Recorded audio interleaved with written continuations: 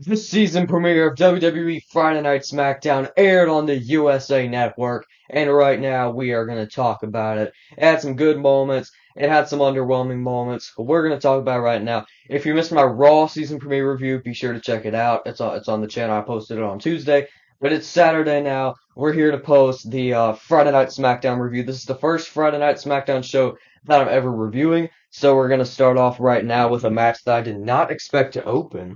Well, we had Cody Rhodes and Solo Sikoa for the undisputed WWE Championship inside of a steel cage.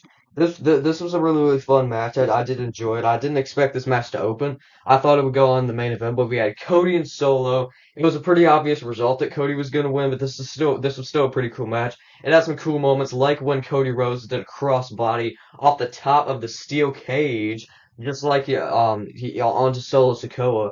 And I kind of wanted him to do the moonsault, kind of like how he did to Lance Archer in AEW. I thought that would have been pretty cool. Like, remember that big moonsault off the cage? I thought that would have been pretty cool. But he did do the crossbody, and it didn't actually get him the win. He had to pin Solo Sikoa with a crossroads afterwards.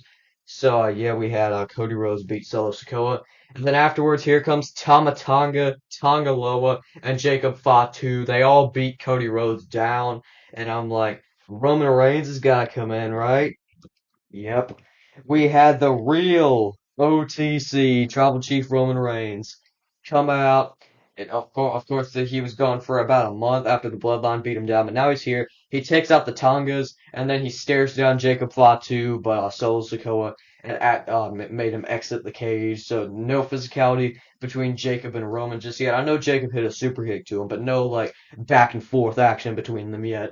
And we also got a little later Nick Aldis saying backstage that Nick Aldis, of course, the general manager of SmackDown, he was trying to set up tag team match between Jacob and Solo versus Cody and Roman at Bad Blood, and of course the Bloodline would sign the contract. Cody Rhodes actually initially refused to sign the contract because he's done with the Bloodline and all that. He doesn't want to team with Roman Reigns. Of course, the ending of the show would alter that, but we're not going to get into that just yet.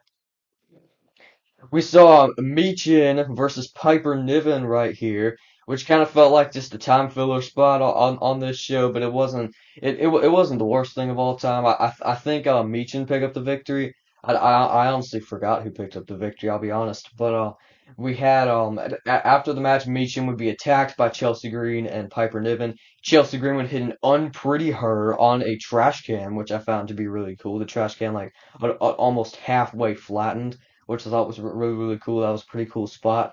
But yeah, nothing too crazy there. We then moved into a match that I was actually pretty excited for right here. We had Kevin Owens and a mystery partner taking on Austin Theory and Grayson Waller of A-Town Down Under. Kevin Owens comes out and introduces his tag team partner at the time, which was Ricky, and which I guess is a local wrestler from that area. But he says this wasn't my first choice, but my tag team partner's having travel issues. Then someone tells him that his partner's actually here, and it winds up to be Randy Orton right here. Randy Orton is back. He was gone ever since Bash in Berlin. He wasn't gone for too crazy long, but we had Kevin Owens teaming with Randy Orton right here. Pretty fun match. Cool to see Randy Orton back. And to end the match, Kevin Owens and Randy Orton actually like double teamed together. We had them both hitting the vintage DDTs that Randy Orton does, and then they hit a stunner and an RKO at the same time to pick up the win over A-Town Down Under, which was pretty cool. But yeah, I do wish Kevin Owens would stop fighting A-Town Down Under. I feel like he's been facing them forever, basically ever since last year, last like November, I believe Kevin Owens was drafted to SmackDown, and he's been feuding with A-Town Down Under ever since. Like, give Kevin Owens something different. But nice to see Randy Orton back. And the Ricky segment I thought was pretty funny. It didn't serve much of a purpose, no, but I still found it really funny. And of course, I forgot to mention Kevin Owens a stunner on Ricky after the match, before the match, which was equally as funny. We had the Women's World Champion, Nia, not the Women's World Champion, just the Women's Champion, Nia Jax coming out and demanding her next challenger, because of course she faced Michin before Bash in Berlin and beat Michin. And then here comes Bayley right here, looking to activate her rematch clause, because of course Nia Jax beat her at SummerSlam. Here comes Tiffany Stratton, Miss Money in the Bank. They exchange some words and everything, and then here comes Naomi. And then Naomi hits a rear view on Tiffany Stratton, which is not my favorite move. Like Naomi should be using her split-legged moonsault, not the rear view. But yeah, we and this set up a tag team match next week where we're gonna have Nia Jax and Tiffany Stratton taking on Bayley and Naomi. And the person who gets pinned has to like leave SmackDown or something. It's kind of an all over the place stipulation. I also think if somebody, like they said, if somebody pins either Nia Jax or Tiffany Stratton, they get a match at Bad Blood or something. The stipulation's kind of all over the place, but it ought to be a pretty good match. This was our final match on the show right here. We had Carmelo Hayes versus Andrade Part 5. I love Carmelo Hayes and Andrade's matches. They've had five of them. Andrade's won two of them. Carmelo Hayes had won two of them at the time. This was like at the time statistics. So they had a fifth match right here, but this time it was more like a number one contendership for LA Knight's United States Championship. Yeah, but we did have Andrade pick up the victory over Carmelo Hayes. In the moment, I kind of wanted to see Carmelo Hayes win, but I think Andrade is going to be a more interesting dynamic because, of course, him and LA Knight are both baby faces, so that's going to be a pretty interesting match. I like Andrade, I like LA Knight, obviously, so that ought to be a really good match for the United States Championship. And I love the series between Andrade and Carmelo Hayes. I thought they had some really good matches together. My favorite one was probably their first one. Because like that was the moment where we like didn't know what to expect out of those two in the ring. So I just think that dynamic made it better.